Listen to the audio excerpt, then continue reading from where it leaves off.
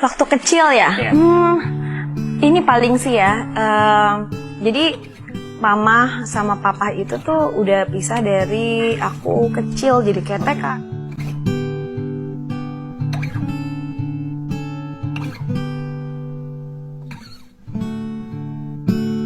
Gitu TK, SD. Jadi yang benar-benar menjadi motivasi aku tuh bahwa nggak semua anak yang orang tuanya pisah gitu itu akan menjadi anak yang katanya kan broken home. Iya. Jadi buat aku itu hanya suatu alasan aja gitu. Karena kalau kita apalagi ini dari sudut pandang orang tua ya. Iya. Di saat memang jalannya berpisah, tapi kalau kita bisa mencurahkan kasih sayang full gitu ke anak, insya Allah nggak kenapa-kenapa kok anaknya gitu.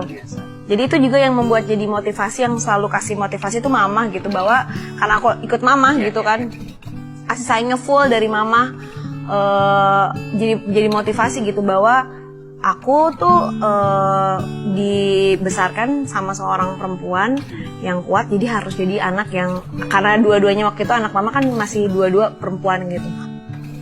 Jadi harus jadi anak-anak yang insya Allah membanggakan orang tua gitu, membanggakan mama, karena mama tuh ngegedeinnya sendiri gitu. Itu dia jadi perempuan itu, walaupun ada suami tetap harus mandiri gitu, bisa sendiri gitu. Maksudnya dalam arti nggak boleh bergantung gitu. Tapi tetap harus nurut sama suami. Iya. Aku tuh kebetulan waktu kecilnya tuh cita-citanya tuh berubah-berubah gitu. Jadi kayak nggak pernah punya satu cita-cita yang firm gitu. Jadi bukan orang yang mengejar cita-cita gitu. Jadi kayak selalu berjalan dan mengalir apa adanya gitu. Sampai kadang-kadang suka nggak tahu juga sih mau jadi apa gitu. Jadi waktu masuk kuliah juga ya udah deh keterimanya fakultas ekonomi, ya udah masuknya ekonomi gitu. Jadi nggak ada cita-cita banget gitu. Cuman yang mengalir, yang menjadi motivasi aku tuh selalu mau kayak dia harus kerja ini kerja itu tuh memang karena mama selalu bilang gitu kayak ya udah kamu kalau mau sesuatu ya harus kerja, nggak boleh minta terus gitu. Bersama Raffi punya bisnis juga kan? Bisnis ada kecil-kecil, ya? Iya jalannya kecil-kecil ada, tapi kecil besar ya. Amin. Iya maksudnya iya bisnis Kenapa mau kecil. capek? Kenapa mau capek bisnis? Padahal kan udah artis besar, uangnya juga udah banyak. Amin. Ya karena satu kesempatan, ada kesempatan, alhamdulillah. Yang jadi motivasi aku tuh setelah menikah tuh juga banyak Raffi sih sebenarnya. Karena aku tuh orangnya juga ya gitu kadang-kadang iya enggak gitu. Karena sebenarnya tuh dari dulu tuh ya udah deh mikirnya ya udah kalau jadi ibu rumah tangga mah jadi ibu rumah tangga aja gitu.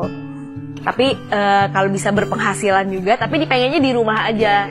Jadi yang awalnya maksa untuk syuting tuh juga Raffi. Karena kalau awal-awal tuh ada tawaran syuting tuh aku tolak-tolakin, nggak mau. Jadi memang yang memotivasi aku tuh Raffi selalu bilang nggak boleh nolak rezeki. Kesempatan itu nggak datang 2 kali. Jadi ya udah semakin dimengerti dan diresapi. Kalau ada kerjaan ya dipilah-pilih lah. Ya maksudnya tetap dipilah-pilih. Cuman ya kalau bisa nggak ditolak. Terus juga begitu juga dengan kesempatan berbisnis. Kalau memang ada ada kesempatan, ada jalannya ya kenapa nggak dicobain gitu. Luar biasa. Harus ada prioritas sih sebenarnya. Jadi memang awalnya tuh pasti ada aja.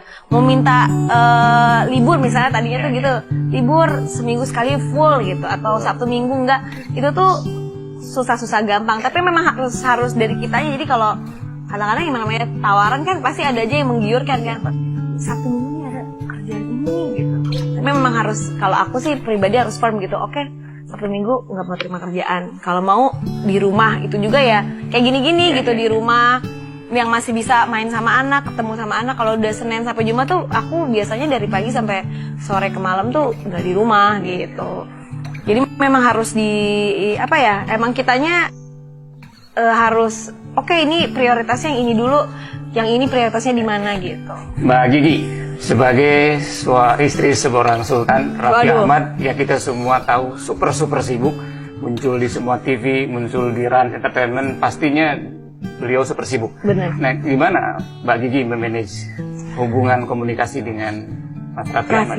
Jadi ya awalnya sih yang susah tuh di awal Ya, gitu kan, ekspektasi kita kan punya suami itu kan ada di rumah, Ya. paling nggak bisa ngobrol. Tapi kan lama-lama itu ya udah, ya yang bikin berantem di awal-awalnya itu. Tapi lama-lama kita ya saling mengerti aja kalau. Jadi sekarang kalau misalnya kita bisa syuting bareng itu adalah suatu bisa dijadikan berkarya sekalian. Kita tuh ketemu bisa ngobrol semuanya gitu. Jadi yang bisa dikerjain bareng-bareng ya dikerjain bareng-bareng. Di jalan bisa ngobrol ya ngobrol. Di rumah bisa ngobrol ya ngobrol gitu. Tapi memang kita sekarang udah sepakat sih kayak Sabtu Minggu itu ya kerjaan ya di rumah gitu. Jadi jarang, kayak Raffi juga jarang ngambil kerjaan yang dari pagi sampai malam gitu kalau Sabtu Minggu gitu. Ya ini juga mungkin pertanyaan terakhir sih ya. Gigi kan selain suaminya super sibuk, juga gosip wanita di sekitar Raffi Ahmad juga kan luar biasa. Nah gimana? Itu memanagenya sehingga sampai hari ini saya lihat kan Mbak Gigi sama Mas Raffi tetap aja Masya Allah, mesra terus gitu. Jadi yang pertama kalau aku tuh selalu apapun itu selalu percaya sama suami kan di mana-mana. Ya kalau dalam ajaran agama kita kan suami itu kan imam kan. Ya. Jadi ya memang itu sih yang aku pegang gitu. Kalau ya apapun yang terjadi ya percayanya sama suami. Yang kedua sih memang aku tuh ya selain percaya aku tuh nggak mau ngecek-ngecek, nggak mau baca-baca. Jadi tuh di handphone tuh ya nggak, bahkan kayak kanal-kanal berita itu udah nggak ada gitu. Jadi bener-bener kayak punya hidup sendiri gitu. Jadi aku nggak pernah mikirin omongan orang lain, nggak pernah bacain komen, nggak pernah baca berita. Jadi ya hidup aku terserah orang mau ngomong apa gitu.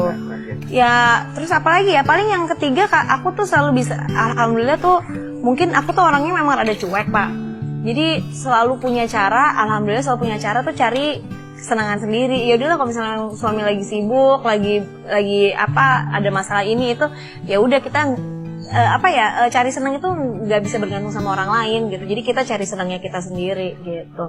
Jadinya mungkin nggak terlalu Jadi kalau misalnya di saat kita lagi cekcok atau lagi ada masalah tuh nggak terlalu yang minta ini minta itu gitu, nggak banyak nuntut. Jadi kita sama-sama nyaman gitu, insya Allah.